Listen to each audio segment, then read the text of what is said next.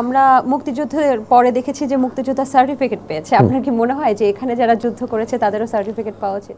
আমরা একটা স্বৈরাচারের হাত থেকে আমরা একটা নতুন দেশ পেয়েছি, দেশটাকে আবার ফিরে পেয়েছি আরেকবার ঠিকমতো গড়বার, এটাই সবচেয়ে বড় সার্টিফিকেট। এর চেয়ে বড় সার্টিফিকেট কিছু হওয়া আমার মতে উচিত না।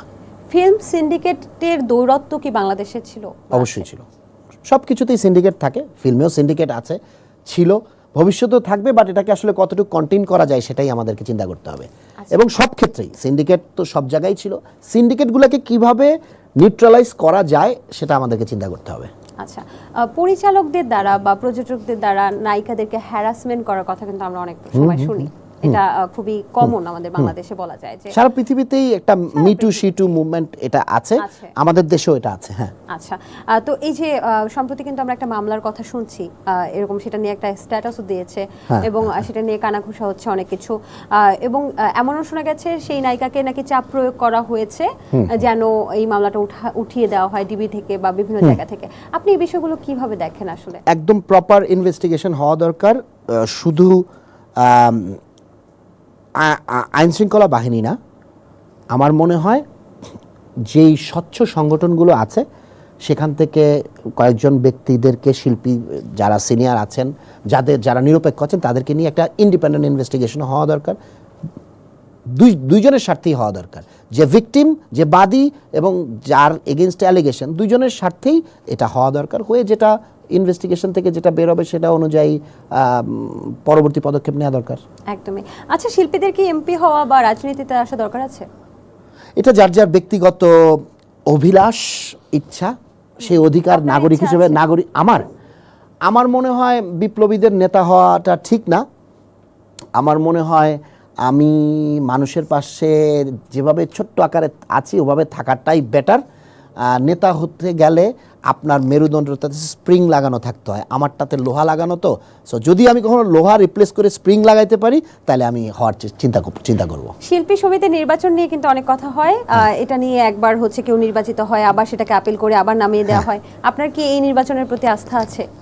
এই যে বাংলাদেশ চলচ্চিত্র শিল্পী সমিতির নির্বাচন, এটা তো একটা সার্কাস। ওনাদের আসলে সার্কাস করা উচিত নির্বাচন না করে। তাহলে মনে হয় মানে ওনারা আসলে যেটা করতে চায় এত বছর ধরে যেগুলো করে আসছে সেটা সার্কাস করলে ওরা আরও মানে একটু টাকা পয়সা পাইতো। বেচারা এখানে শুধু শুধু নির্বাচন করে টাকা পয়সা খরচ করে, তাই না? সার্কাস করতো তাহলে মানুষ একটু টাকা দিত, ওনাদের সুবিধা হতো।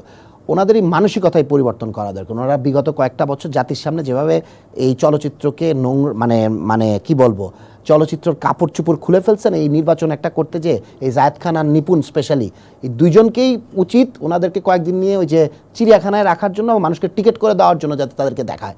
আমরা র্যাপিড ফায়ার কিছু কোয়েশ্চেন রেখেছি, আর একটা ছোট্ট র্যাপিড ফায়ার খেলবো, তারপর আজকের মতো অনুষ্ঠানটা শেষ করে দেবো। সো আপনি প্রস্তুত তো? দেখি আছে র্যাপিড ফায়ারটা কোন দিকে। র্যাপিড ফায়ার আমি বরাবরই কাঁচা। আমি জানি আপনি কোনো কিছুতে আসলে ভয় পান না, সবকিছু না ভয় পাই না, বাট কাঁচা। আচ্ছা দেখি এটা আপনার র্যাপিড ফায়ার। হ্যাঁ, খুবই সহজ। কোন জনরার মুভি আপনি বেশি পছন্দ করেন? Action thriller. অ্যাকশন থ্রিলার, আচ্ছা। জীবনে সবচেয়ে আকাঙ্ক্ষিত বস্তু বা বাসনা কোনটা? আকাঙ্ক্ষিত বস্তু বা বাসনা কোনটা এই মুহূর্তে? দেশটা ঠিক হোক, দেশটা দিশা খুঁজে পাক। এখনো দিশাতে নেই? না না, এখন মাত্র 1 মাস হয়েছে, আমরা এখনো দিশেহারা হয়ে আছি। দেশটা সঠিক দিশা খুঁজে পাক। প্রিয় ঋতু? বাংলাদেশের শীত। আচ্ছা, প্রিয় চলচ্চিত্র পরিচালক?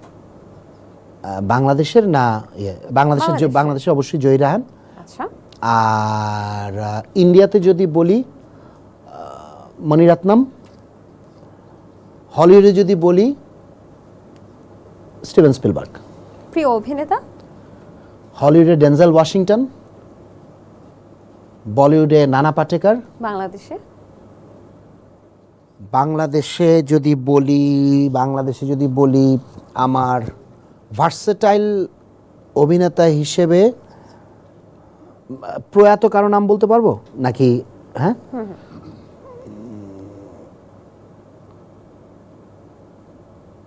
আমার জসিম ভাইকে খুব ভালো লাগতো।